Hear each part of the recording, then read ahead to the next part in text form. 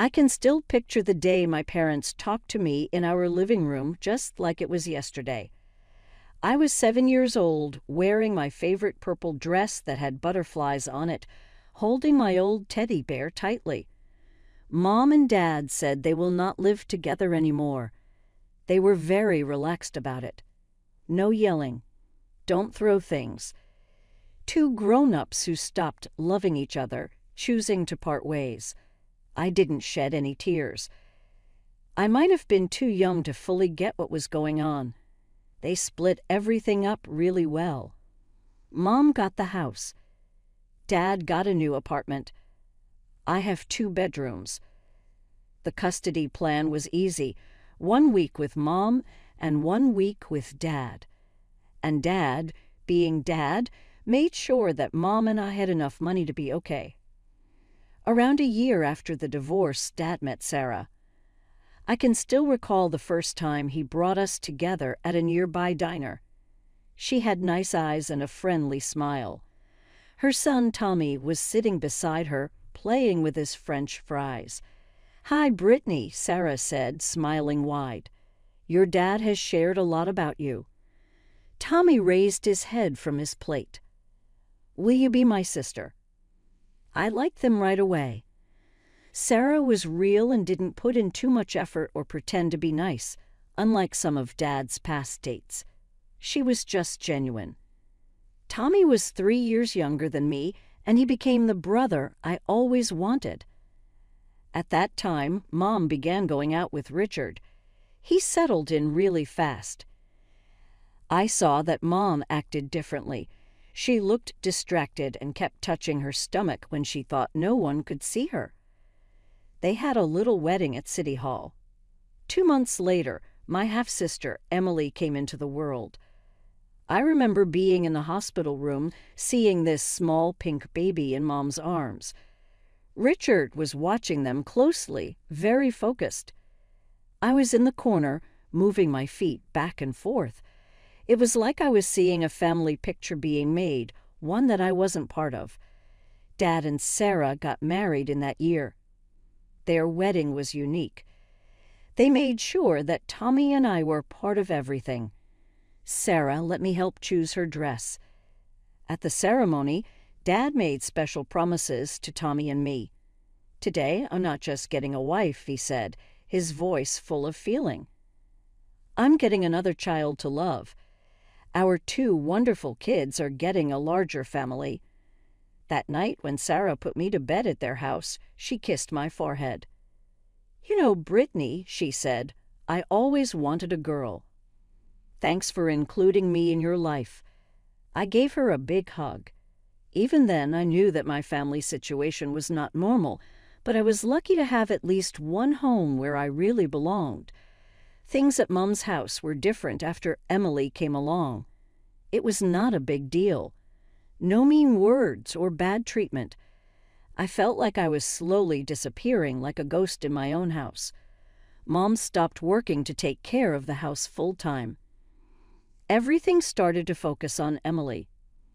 At first, I told myself it was okay. A baby definitely needs more care. But as the months went by, people began to forget. Small things at the beginning, then larger ones. I remember being outside school in the rain, seeing other kids go with their parents after the meeting with the teachers. My 4th grade teacher, Mrs. Johnson, stayed with me for nearly an hour before she called my mom. "Oh no, was that today?" Mom's voice was shaky on the phone. "I'm really sorry. I went to Emily's Mommy and Me class. Can we change the time?" We didn't set a new time. Richard picked me up that day. He hardly looked at me while driving home and was talking on his phone about work the whole time. Then my 10th birthday arrived. I woke up happy and ran downstairs, hoping to hear a happy birthday from Mom.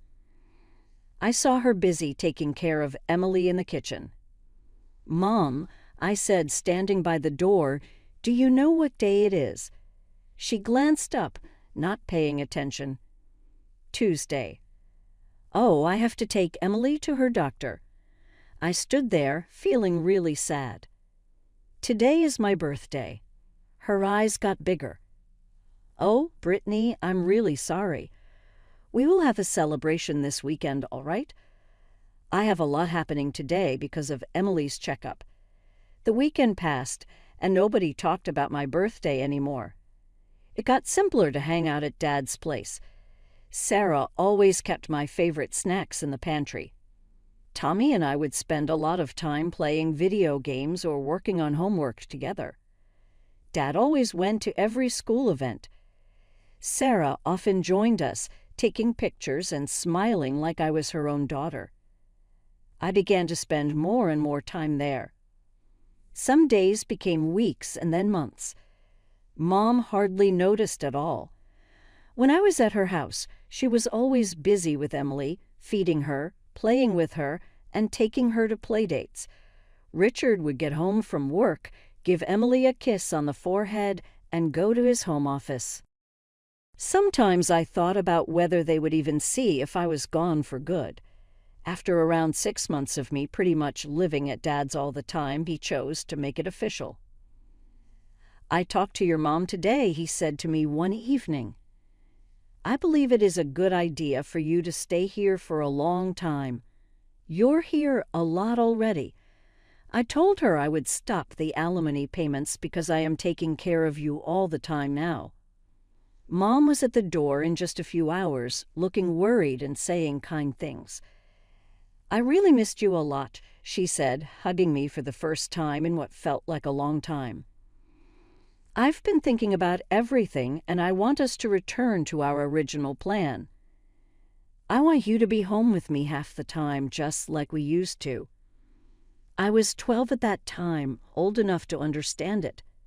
The quick worry. They promised to improve. It wasn't about not having me around.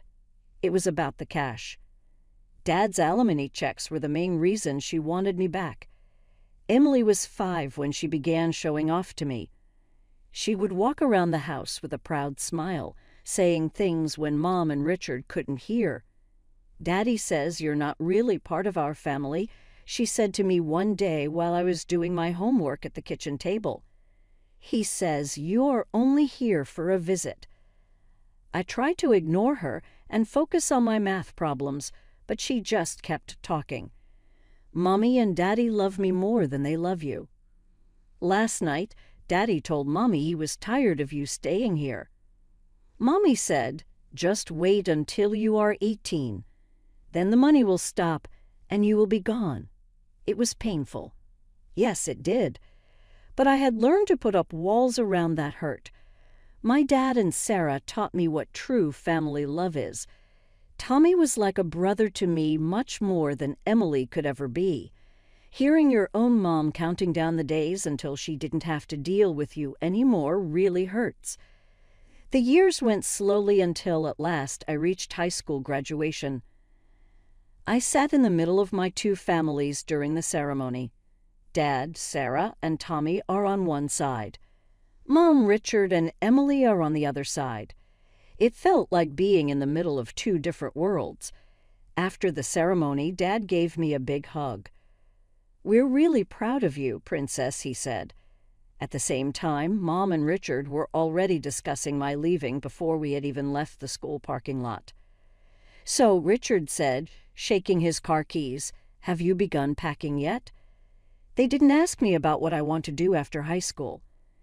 I didn't care that I got into the business program with a partial scholarship. They didn't even act like they cared about my future. They just wanted to know when I would leave them alone. After 2 weeks, I took my stuff to Dad's house. I remember sitting in his living room, feeling nervous about asking for help with college costs, even though I knew he would never say no. "Dad, I got into the financial analyst program," I said, holding the acceptance letter in my hands. I received a partial scholarship, but... Before I could finish, Dad and Sarah looked at each other and smiled. "We have it all sorted, sweetie," Sarah said, taking out a folder. "We started saving for your college money when you were 8. I worked at the Silver Spoon Cafe that summer, saving every penny I could. I mostly worked in the mornings, so I had my afternoons free to be with my real family. Tommy and I went to the movies. Sarah showed me how to make good meals for when I live in the dorm. And Dad, well, Dad just kept being himself. Always there to give advice or a hug when I needed it. My mom didn't call to ask what I was doing. They never came by to check on me. She never seemed to care that her oldest daughter was getting ready to go to college. At that point, I had given up on thinking she would care. College life began with many new people and experiences all around. My dorm room was small but comfortable, and my roommate, Jenny, was really nice. But we didn't become good friends. I had so much going on with classes and my job at the campus cafe that I hardly had a moment to relax. I made sure to call Dad and Sarah 2 times every week. They visited whenever they had the chance. Tommy would come with me, grumbling about carrying my laundry basket, but always bringing my favorite snacks from home. Mom didn't call. Never. I turned 19 and she didn't even send me a text. I really shouldn't have looked at my phone that day. I shouldn't have had hope. But it's tough to change old habits. Later that night, I made a mistake by looking at her Facebook page. There were many pictures of her perfect family. Mom, Richard, and Emily are at the beach. Emily's dance show. Eating together with family. Celebrating holidays. Every photo is set up to show their joy. Every caption is about spending time with my family and loving them. I wasn't part of any of them, of course. I was left out of their family picture a long time ago. After that, I focused on my studies, wanting to show that I could succeed without needing their approval. The years went by quickly, and soon I was walking across the stage to get my diploma in financial analysis. Dad cheered really loud, like I had just won a big medal. After graduation, Sarah came to me with a chance. Her brother Mark had a successful investment business in our town, and she told him about my school successes. The interview with Mark was good. He was friendly and professional, similar to Sarah, getting to the point while making you feel comfortable. "Your qualifications are really good," he said, looking over my resume. "I need to be clear. Just because you are my sister's stepdaughter doesn't mean you will get any special treatment here. You need to show what you can do, just like everyone else." "I wouldn't want it any different," I said. I got the job and rented a small 1-bedroom place close to work. It wasn't a lot, but it was my own. I put in more effort than I ever have. Doing the projects that others didn't want to do. Working late to make financial models better. Creating clear growth plans for our clients. The results were clear. The client portfolios I managed grew a lot. The company made a lot more money. Mark saw.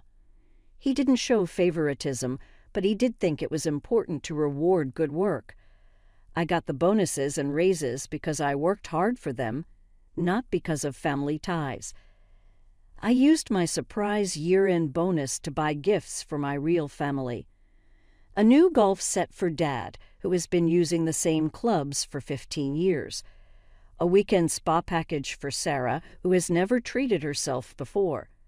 Tommy got the newest gaming console, even though he was still using his old one from high school.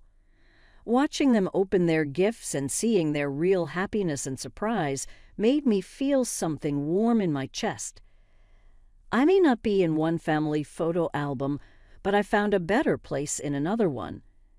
After 5 years of working hard, I had a good plan. Each month I save a part of my paycheck in my savings account.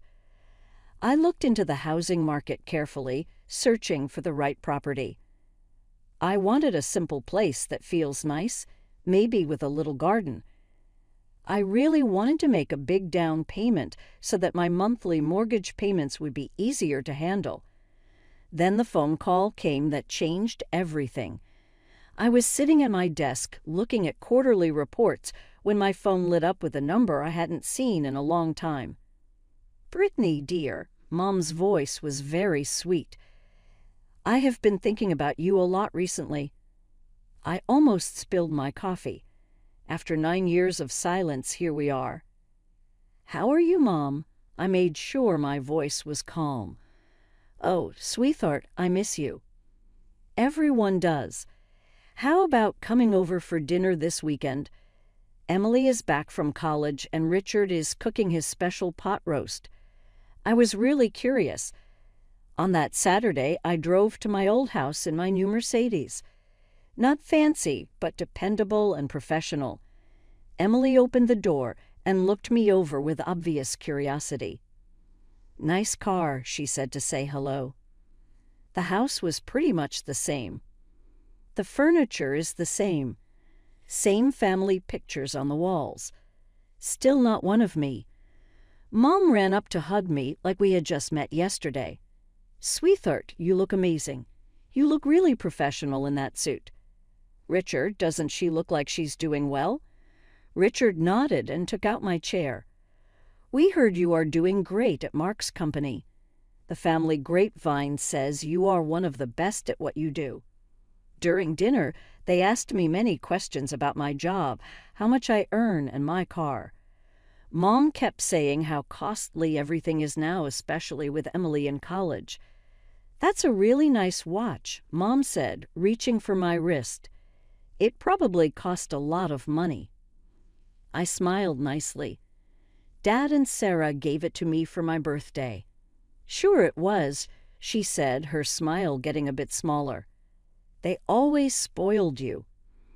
The dinner led to more invites.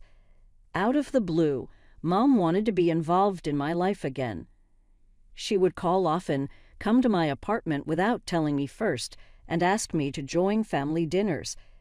Emily would walk around my small apartment, looking at everything carefully. This place is a bit small, she said once. I thought you earned a lot of money. I made my answers unclear. It works for me.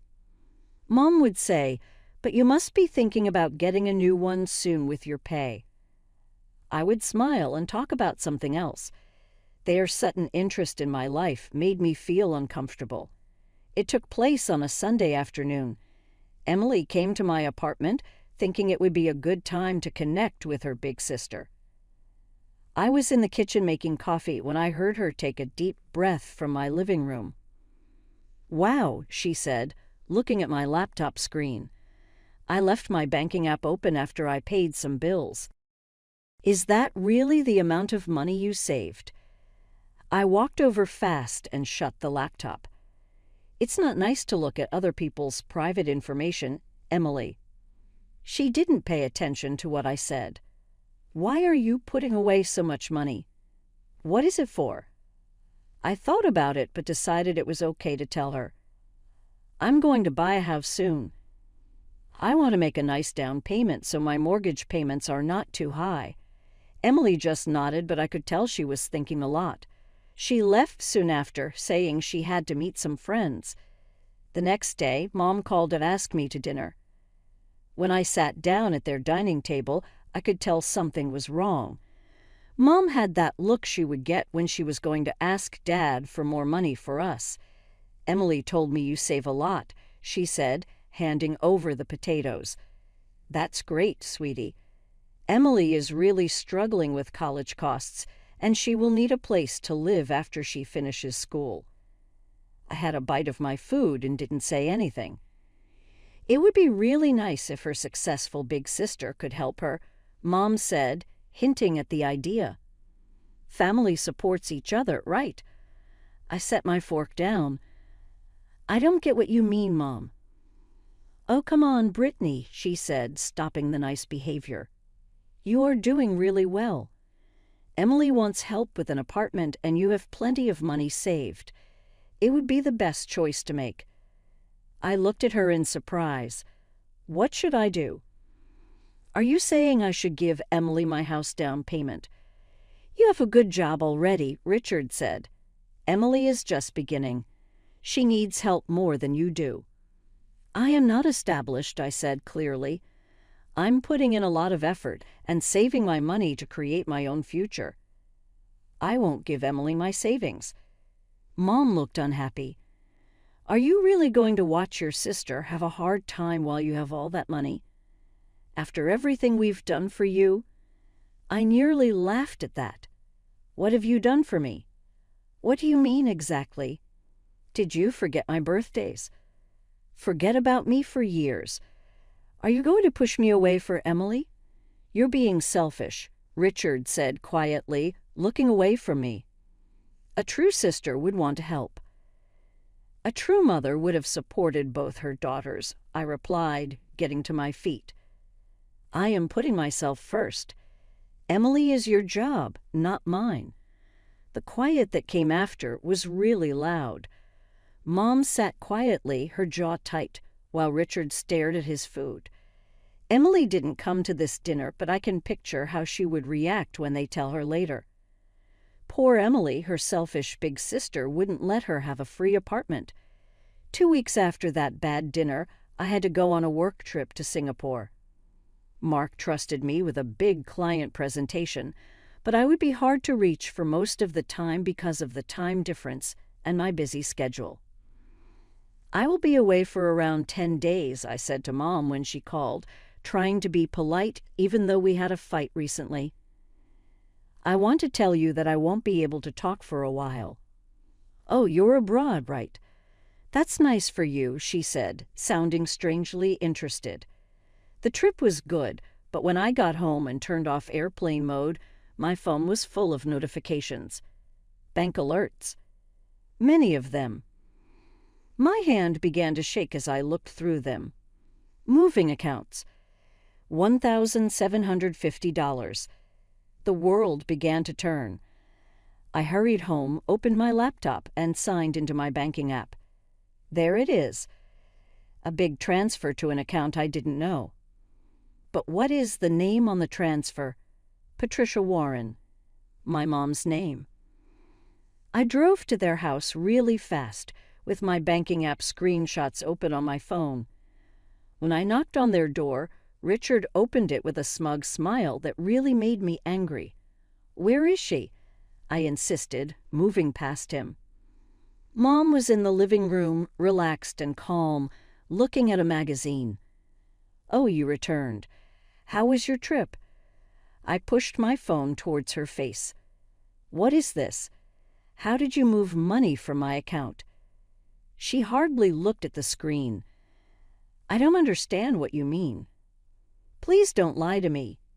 It's here, a transfer to your account. How did you make it happen? Mom finally stopped pretending to be innocent. She set her magazine aside and smiled. Really smiled. Okay, I sent the money. Emily needs a place to live, and since you weren't helping, we took matters into our own hands. How did you get into my apartment? My voice was trembling. Oh dear. She took a key out of her purse. Do you remember when I used your bathroom that day I came over? Making a copy takes just a minute. I felt really bad in my stomach. Please return my money right away, or I will have to call the police. Mom really laughed. Don't be silly. You will not go to the police. I am your mom. Also, you can always save money again.